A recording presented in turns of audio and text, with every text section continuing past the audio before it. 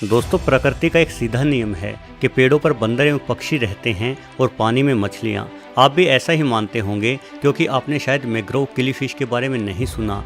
विभिन्न खोजें बतलाती है कि ये अद्भुत मछली प्रत्येक वर्ष कुछ महीने पानी से बाहर पेड़ों के भीतर बिताना पसंद करती है।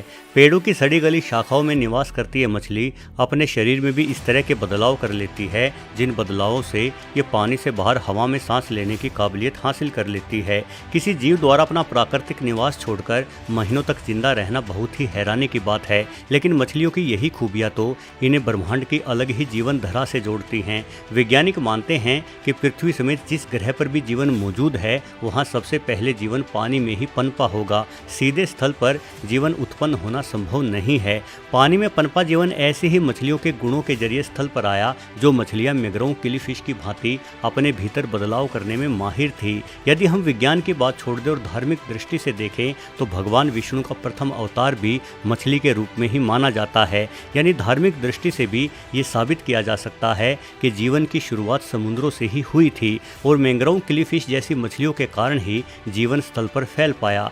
वैज्ञानिकों का मानना है कि ये किलीफिश मानवों द्वारा अब तक खोजी और जानी गई सबसे अजीब मछलियों में से एक है। इतनी अजीब कि इस मछली को किसी साथी की जरूरत भी नहीं पड़ती। यानी यहाँ ना गर्लफ्रेंड के नखरे हैं और ना ही बॉयफ्रेंड की सिरदर्दी। ये मछलियाँ उभयलिंगी प्राणी है। उभयलिंगी का अर्थ ऐसे प्राणी से है जिसमें नर और मादा दोनों के गुण सम्मिलित हों। मतलब ये किलीफिश अकेले खुद के दम पर ही संतान उत्पन्न कर सकती है। यानी इन मछलियों के जीवन में प्यार होना या दिल टूटने जैसी बेकार की बातों के लिए कोई स्थान नहीं है, बल्कि समुद्र से लेकर जमीन तक किसी भी परिस्थिति में अकेले ही अपनी संख्या बढ़ा सकती है।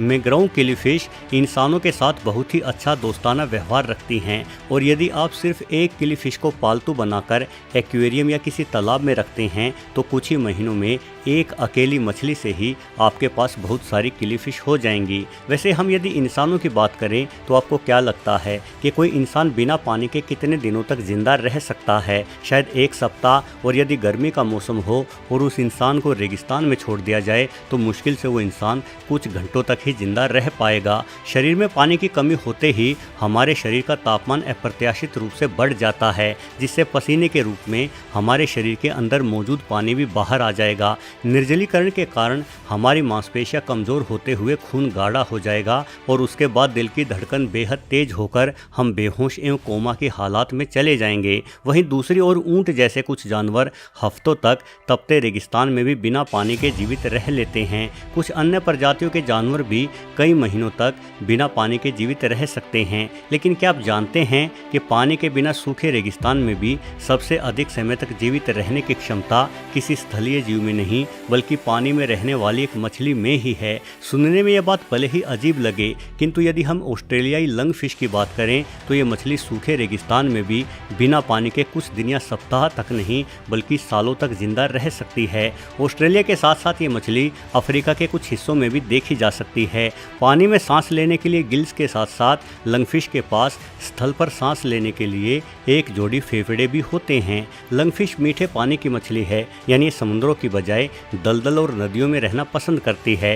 किंतु यदि इसे बिल्कुल सूखे इलाके में छोड़ दिया जाए, तो पानी की अनुपस्थिति में ये मछली निष्क्रिय हो जाती है। यहाँ निष्क्रिय होने का अर्थ मृत्यु नहीं है, बल्कि लंगफिश एक तरह से खुद को गहरी नींद में ले जाती है। इस दौरान इसके खाने और पीने की ज़रूरतें ना के बराबर ही रह जाती है। लंगफिश अपने आसपास मौजूद मिट्टी या कीचड़ की मदद से एक तरह का कैप्सूल निर्मित करती है और इसी कैप्सूल में ये सालों तक बेहोशी की हालत में पड़ी रहती है। जैसे ही सूखे का मौसम बीत जाता है और बारिश शुरू हो जाती है, तो ये मछली फिर से जागृत हो उठती है और ज़मीन से बाहर आकर खुद के लिए भोजन तलाशना शुरू कर देती है।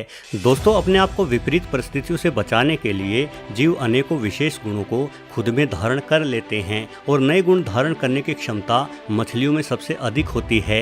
यदि हम अमेज़न के जंगलों की ओर चलें, तो यहाँ नदी में पिरान्हा जैसी घातक मछलियाँ पाई जाती हैं, जो झुंड बनाकर बड़ी संख्या में हमला करती हैं और पल भर में ही अपने शिकार शिकार के चिथड़े उधेड़ देती हैं। लेकिन चाहे पिरान्हा सैकड़ों की संख्या में हमला करे या हजारों की संख्या में, इनके द्वारा किए गए तमाम हमले पिरारुकू नामक की इस मछली पर बेकार हो जाते हैं, क्योंकि इस मछली ने अपने आसपास मौजूद खनिजों की मदद से खुद के लिए एक बेहतरीन कवच बनाना सीख लिया है। ये मछली पिरान्हा से अपनी रक्षा करने के लिए ही इस कवच का इस्तेमाल करती है।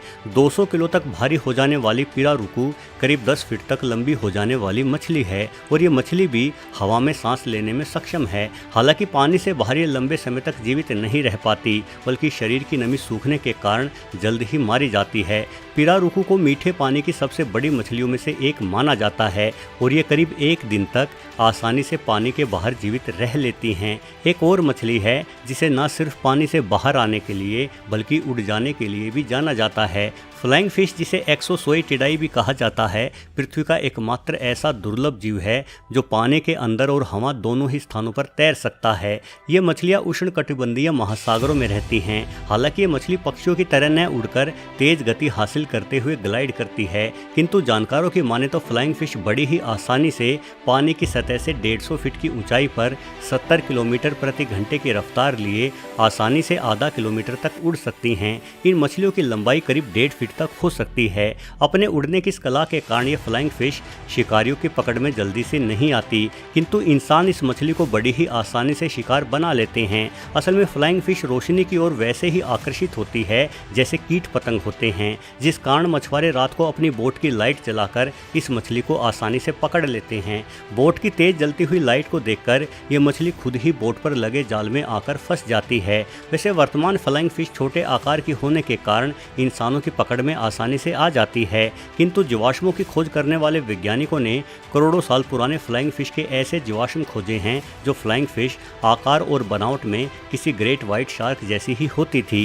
जरा सोचे कि शार्क के आकार की फ्लाइंग फिश आज के ज़माने में भी होती तो शायद हम इंसान समुद्रों में मछली पकड़ने ही नहीं जा पाते, क्योंकि शार्क के आकार की फ्लाइंग फिश उड़ते हुए हमें हमारी बोट से ही उठा ले जाती और चट कर जाती। फिर तो शायद हम समुद्री किनारों पर घूमने का आनंद भी नहीं ले पाते, क्योंकि कभी भी कोई उड़ती हुई विशालकाय फ्लाइंग फिश किनारों पर आकर हमें अपने जबड़े में दबोच लेती। यानी बड़ा अच्छा हुआ जो ऐसी विशालकाय फ्लाइंग फिश विलुप्त हो गई। वैसे दोस्तों, आप जानते ही होंगे कि वर्तमान में मानवों द्वारा अंधाधुंध शिकार किए जाने के कारण अतीत की तुलना में कहीं अधिक तेजी से मछलियों की अनेकों प्रजातियां विलुप्त होती जा रही हैं। लेकिन अनोखी बात यह है कि मछलियों की उन प्रजातियों पर विलुप्त हो जाने का संकट सबसे ज़्यादा है जो बेचारी मछलियाँ शक्ल से बदसूरत हैं, क्योंकि खूबसूरत मछलियों को बचाने के प्रयास जल्द ही शुरू हो जाते हैं।